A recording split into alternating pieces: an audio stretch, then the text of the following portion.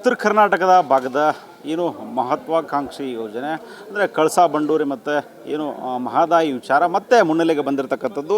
ಹೋರಾಟಗಾರರಿದ್ದಾರೆ, ಮಾತಾಡಿಸ್ತೇನೆ sir. ಮತ್ತೆ ಇವಾಗ ಕಳಸಾ ಬಂಡೂರಿ ಮಹದಾಯಿ ಯೋಜನೆ ಮತ್ತೆ ಮುನ್ನೆಲೆಗೆ ಬಂದಿರತಕ್ಕಂಥದ್ದು ಏನು ಸರ್, ಏನು ಪ್ರತಿಭಟನೆ, ಏನು ಪ್ರಮುಖವಾಗಿ? ನೋಡಿ, ಕಳೆದ ಇದೇ ತಿಂಗಳ 13ನೇ ತಾರೀಕಿಗೆ ವನ್ಯಜೀವಿ ಮಂಡಳಿಯಿಂದ ಒಂದು ಸಭೆ ಇತ್ತು.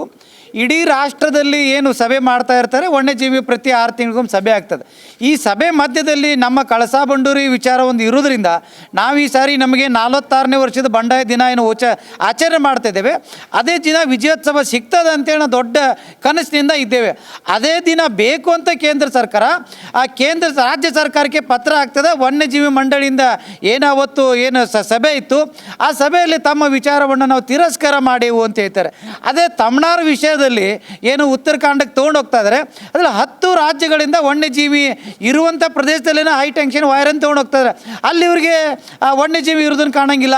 ಈ ಭಾಗದಲ್ಲಿ ಬಂಡೂರಿ ಭಾಗದಲ್ಲಿ ಯಾವುದೇ ವನ್ಯಜೀವಿನೇ ಇಲ್ಲ.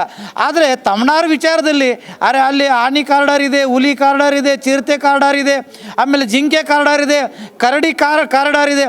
ಎಲ್ಲ ವನ್ಯಜೀವಿ ಕಾರಿಡಾರ್ ಇರೋ ಮಧ್ಯದಲ್ಲೇ ತೊಗೊಂಡೋಗೋಕೆ ಇವ್ರಿಗೆ ಯಾವುದೇ ರಾಜಕೀಯ ಇಲ್ಲ.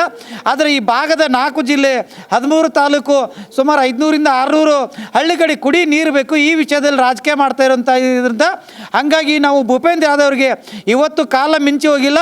ಮತ್ತೊಂದು ಉಗ್ರ ಹೋರಾಟ ಆಗೋಕ್ಕಿಂತ ಮುಂಚೆದಲ್ಲಿ ತಾವು ಇದನ್ನು ಸರಿಪಡಿಸಬೇಕು. ಈ ನೀರಿನ ವಿಷಯದಲ್ಲಿ ರಾಜಕಾರಣ ಮಾಡೋದು ಬೇಡ ಅಂತ ಒತ್ತಾಯ ಮಾಡ್ತೇವೆ.